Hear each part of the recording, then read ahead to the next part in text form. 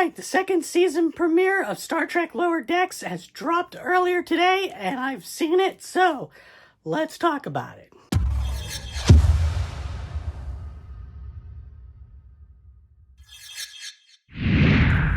Hello everybody, and welcome back to another video of Trek Talk, here on the Vochek Experience, where idiots are still always us. Always me. Always.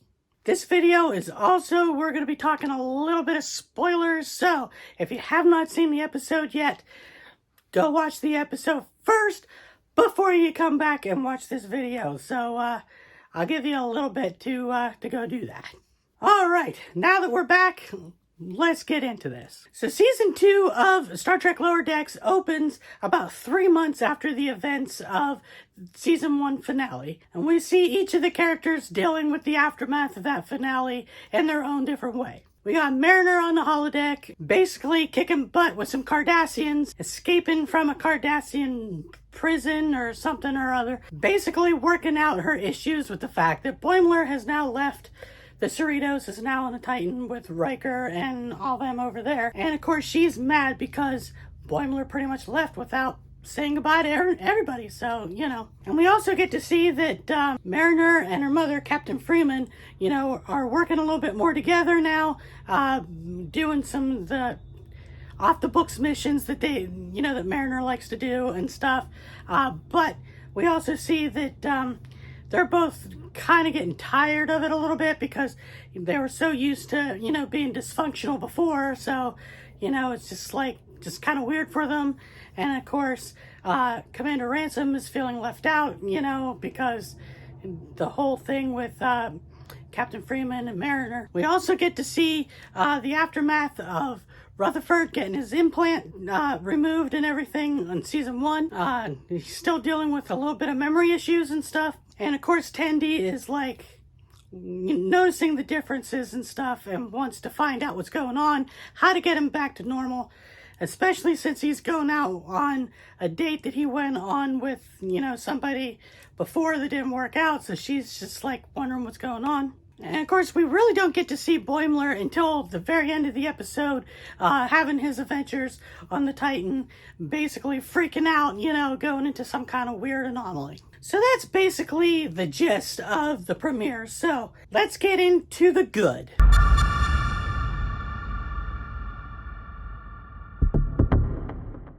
In this episode, we get to see a lot of Easter eggs calling back to earlier episodes of Star Trek, you know, of previous series. Like on the holodeck, a holographic Boimler is being held captive by the Cardassians, and he talks about, you know, they keep showing me lights. Of course, that's a callback reference to the Next Generation's Chain of Command, where Picard is being held by the Cardassians and being tortured, and they want him to say that there are 5 lights. Instead, there are only 4 lights. Very iconic scene for that episode, Next Generation. It's often quoted for the lines, "There are 4 lights."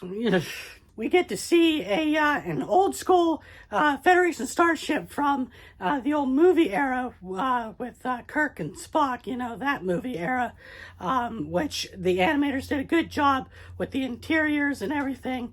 Really brought me back to that era of Star Trek. It was also fun seeing the Cardassians in here and, you know, their love of interrogations and everything. And of course, the humor and all that with Mariner being interrogated and escaping and all that. That's just top-notch humor right there. It's also good to see the relationship between Tendi and Rutherford, where she, you know, really truly, you know, wants to be liked by Rutherford, and the lengths that she would go to, even though she notices there's something a little bit different about him since he got his new implant and all that stuff. Me personally, in my opinion, I think deep down, I think Tendi kind of likes Rutherford in a way. And who knows, there might be a budding romance there. Another good thing is when Ransom gets hit with that unusual energy discharge on the planet surface, and he kind of turns into this godlike thing. Very reminiscent of the original series with Gary Mitchell and some of the other episodes with the giant hand and everything.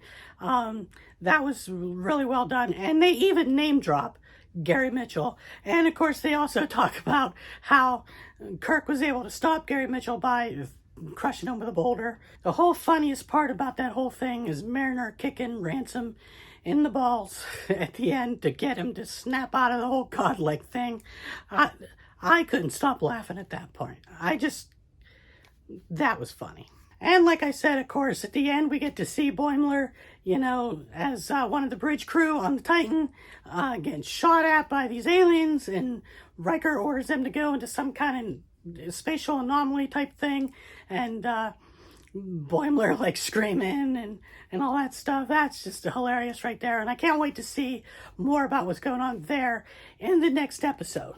So all in all, for the good, great solid episode, great humor. I couldn't stop laughing at a few parts, namely the Mariner kicking Ransom in the balls part. That was just funny.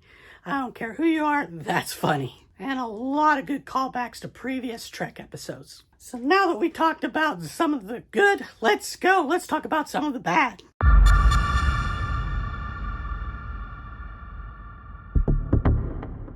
There really isn't too many bad things, in my opinion, about this episode.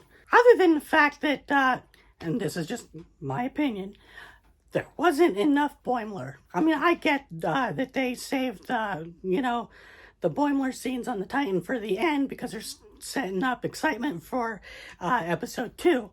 But I just love Boimler. I think he's funny. I think he's hilarious. And I think that him and Mariner get along great with their banter back and forth. So that's pretty much my only gripe about the episode, is we really don't get to see Boimler all that much. Another bad thing that I want to say, and again, my opinion about this, is that we saw the Cardassians and everything in the holodeck simulation, but it would have been nice if they gave a little nod to maybe Gul Dukat, or maybe the Dominion, and stuff. But who knows? That could be coming at some other time. But, with me, and I love references to previous Star Trek shows and current shows. But like I said, that's just a personal gripe of mine. You guys can have your, your own opinions about it, but that's just me. Personally, this is, just me. So that's pretty much what we got here. Not much bad stuff to really talk about, because I really enjoyed this episode. It seems that season 2 is off to a good start. They're keeping up with the humor. They're keeping up with the character developments. And of course, it left me really wanting to see episode 2. But of course, we gotta wait another week before we can get to see Boimler's little adventures on the Titan a little bit more. And also, next week, we're going to meet the new security chief, which is going to be a Temerian, and a nice little callback to the Next Generation's episode of Darmok. I can't wait to see what they're going to do with that character, and, how he's going to fit into this group of misfits. So with that, that's going to about do it for my little recap and review of Season 2, Episode 1 of Star Trek Lower Decks. If you'd like, put some comments down below. Tell me what you thought of it. Let me know what you thought was good, what you thought was bad, what you liked, what you didn't like, all that stuff. Let's get a conversation started in the comments. So I look forward to that. And now, since I am sweating to death right now, it's really hot in here where I'm recording. So with that, like I said, that's gonna about do it for this video. So as always, if you like this video, don't forget to hit that subscribe button, give me a thumbs up, hit that notification bell so you get notified of future videos.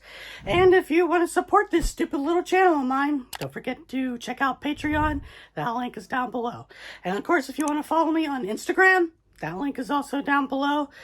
TikTok, you can follow me there. Twitter, you can follow me on Twitter. That link is down below. Facebook, my Facebook link, that's down below as well. And of course, if you're looking for some merch, I got merch for you. Check out the merch link, that's down below. And if you want to follow my wife, her social media links is also down below as well. So, with that, I hope you're all having a good day, good night, good week, whatever the case may be. And I hope you're as excited as I am for Star Trek to be back in business. But until then, I will see you all in the next video. Live long and prosper, and bye for now.